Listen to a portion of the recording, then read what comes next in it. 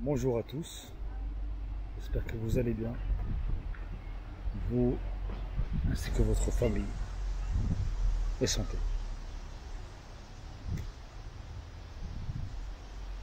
Alors au début je profite à dire une bonne fête de l'Aïd à tous les musulmans du monde, parce qu'aujourd'hui c'est le vendredi 6 juin 2025. Donc meilleurs vœux et surtout meilleure santé à vous et à votre famille. Aïdoukoum Moubarak. Aujourd'hui, je vais parler un petit bref concernant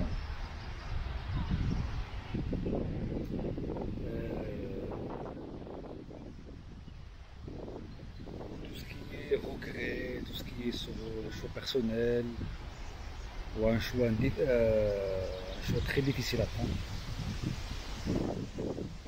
Dans la vie, ça arrive. Hein. On n'a pas le choix, on va faire des choix difficiles.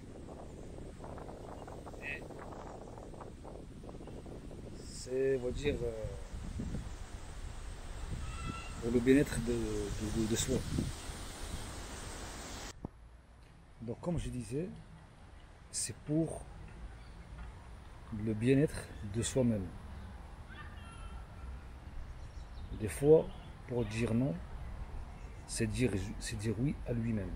Tu dis, tu dis par exemple non à quelqu'un, soit un choix,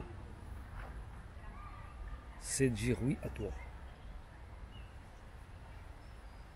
Mais c'est dur des fois, il y a des sujets, ou des situations que toi, au fond de toi, tu veux dire non, mais c'est très très difficile parce que tu te retrouves attaché à ça. Ça peut être tout, hein. Je sais pas, une relation amoureuse, ou bien relation familiale, amicale, professionnelle.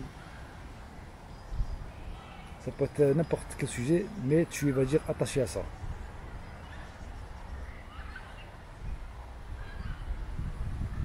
Au début, c'est très très dur à dire non. Très très dur à dire non parce que tellement tu étais habitué à ça, tu étais, qu'on va dire, ouais, trop habitué à ça, en fait, tu as du mal à te détacher de ça.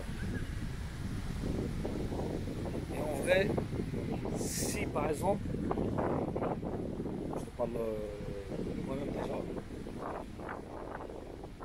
vraiment vivre, on va dire, libre. Mais en fait, il faut se masser du tout. Il faut que tu t'en lasses à dire, il faut que tu. Faut pas que tu écoutes de tout. Non, c'est plus. Il faut pas que tu t'attaches dans ce monde, dans ce monde, avec tout ce qu'il y a dedans. Vraiment. C'est-à-dire, en fait, tu arrives à faire la part des choses avec un équilibre, avec le mot rien n'est éternel. Tout s'en va, tout part, tout s'effondre.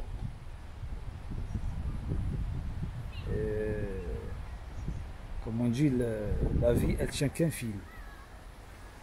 C'est-à-dire, une fois dans ta tête, tu te mets, un jour ou l'autre, on va mourir. On va pas rester l'éternel. Hein. Donc, à quoi ça sert? Tu t'attaches à des choses que toi, tu veux pas. On va dire, c'est pas tu veux pas, c'est que toi, tu ne peux pas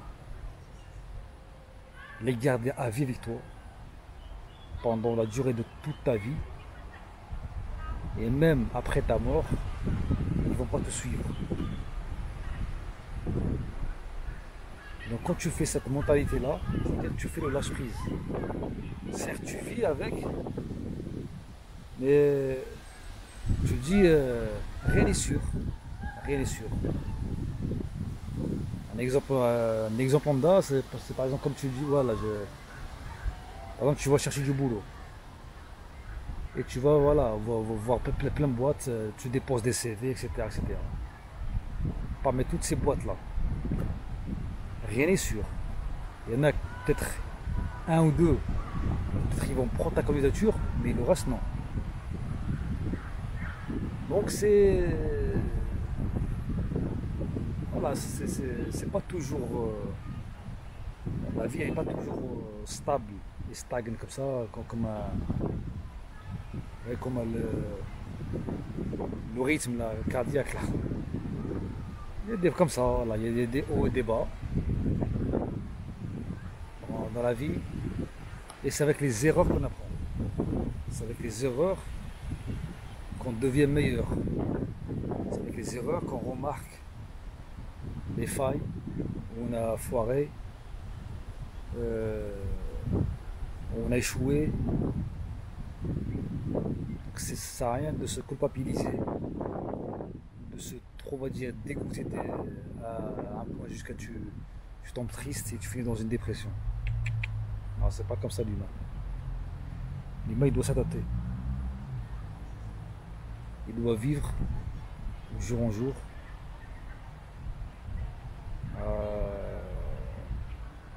Et il s'adapte à toute situation.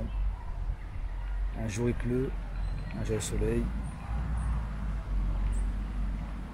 Et ainsi va la vie. Je me trouve là dans le parc ici. C'est un vrai trop grand parc. La montagne et tout.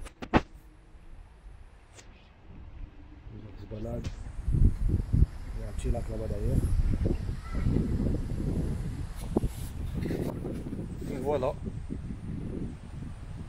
Il ne faut pas trop s'attacher à ce monde. Parce que plus tu t'attaches, et plus tu vas, en fait, tu vas créer une sorte de souffrance intérieure.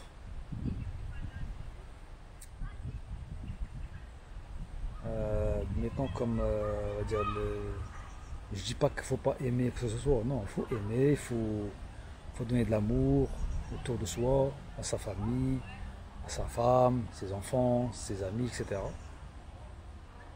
Mais il faut avoir une sorte de conscience. Dans ta tête, tu te dis,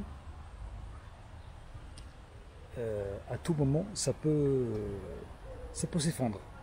À tout moment, ça peut casser. Ça peut être une tragédie, ou une perte de travail, n'importe. Même la santé. Et comme parce que Dieu nous a toujours donné des exemples. Et les exemples, ils sont dans les gens, on va dire, de haut mindset. Moi, je les appelle ça, c'est des prophètes. L'exemple de Abraham, Ibrahim, alayhi salam, quand Dieu, en plus aujourd'hui, ça tombe bien, c'est un jour de l'Aïd. Le mouton, c'est un jour de sacrifice, les musulmans.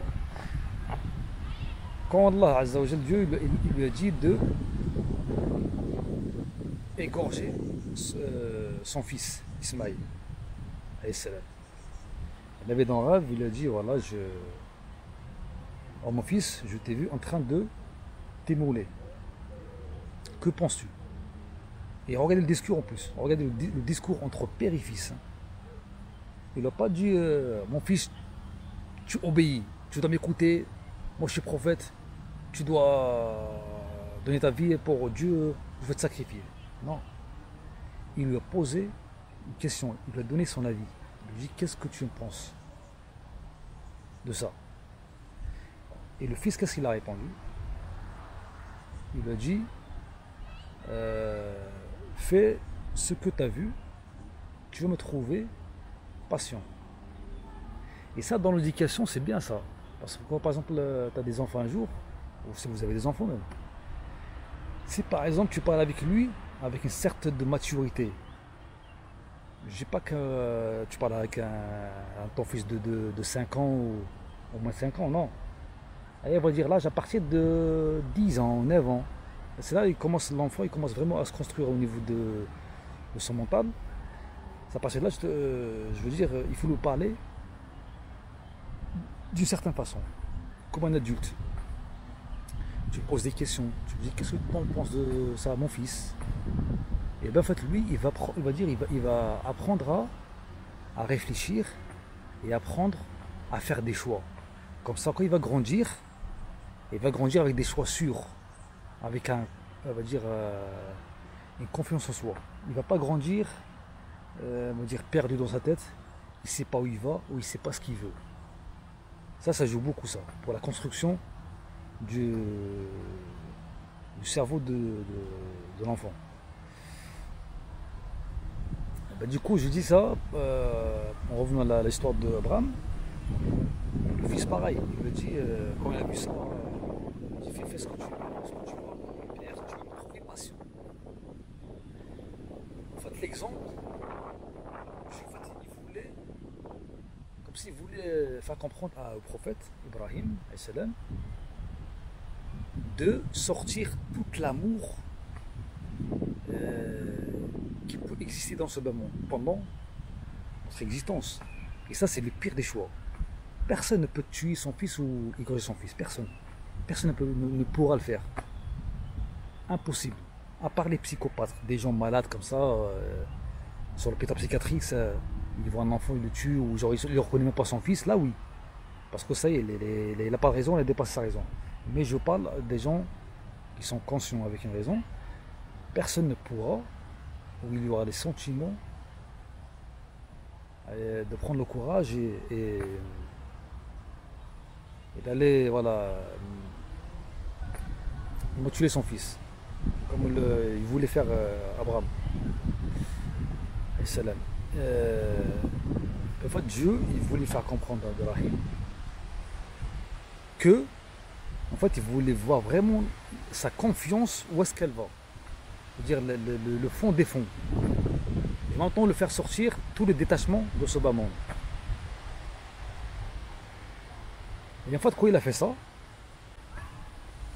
en gros, c'est comme s'il a accepté. Il a accepté de faire le lâche prise avec de ne pas s'attacher à tout. Ça veut dire, pour faire comprendre, la vie, voilà, le jour au lendemain, tu peux la perdre. Hein. Et maintenant, comment tu continues à vivre quand tu as perdu la chose là? Et bien avec quoi? Avec l'acceptation. Comme Abraham il a accepté le choix de Dieu de égorger son fils Ismaël, bien pareil pour Ismaël aussi il a accepté le choix de son père, le prophète. Et ça c'est un exemple, je vous dis. Je dis pas qu'il faut faire ça, non. Je donne plus ça des exemples par rapport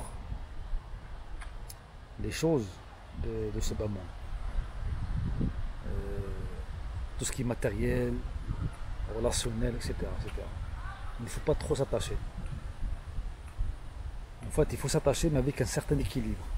Si tu sais comment t'attacher à ça, comment on va dire, traiter la chose, tu peux vivre, on va dire, sereinement. Même si par exemple un jour tu perds ça, en fait tu vas accepter, tu vas continuer à vivre. Pas avec l'angoisse, avec le dégoût, avec le manque de confiance, etc. On peut dire, et surtout avec la désespérance, tu vois. Donc, c'était mon petit bref de discours aujourd'hui. Un petit briefing, on va dire. Je parle les mots. Un petit briefing d'aujourd'hui. Et n'oubliez pas, après la difficulté, il y a la facilité. Comme je disais toujours, vous voyez là-bas, c'est quoi? On voit des nuages là-bas. En fait, les nuages passent. Et après les nuages, il y a le soleil qui vient. Donc, transforme ta vie. Sans gêne, sans peur, sans complexité, de peur des regards des autres, ce qu'ils vont dire de toi, ce qu'ils vont penser de toi, par rapport à tes choix, par rapport dire la vie que tu veux. Parce que si tu vis pas au fond de toi seul et à l'aise à 100%, en fait tu vas toujours vivre avec une gêne. Et cette gêne, ça va te déranger, ça va te démanger et ça va atteindre ta santé. Je vous dis à bientôt et prenez soin de vous. Ciao.